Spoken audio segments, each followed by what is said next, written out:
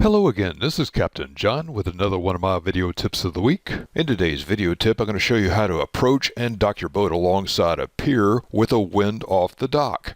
Here you can see the wind blows off the dock and we want to tie up between the two boats in the illustration. Here we intend to dock port side 2. We would rig a spring line on the port side between the bow and beam. Rig the boat with fenders to protect the hull. Assign one of your crew with a roving fender to help cushion any point of contact. Approach the pier into the wind as shown in the illustration. You will always have maximum control in boat handling anytime you point your bow or stern into the wind. You want to maintain this angle as long as possible as you approach the pier.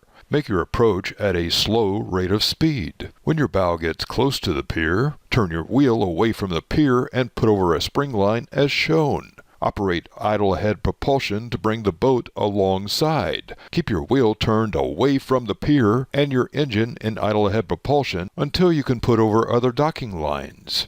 Now you know how to approach and dock your boat alongside a pier with an off-the-dock wind.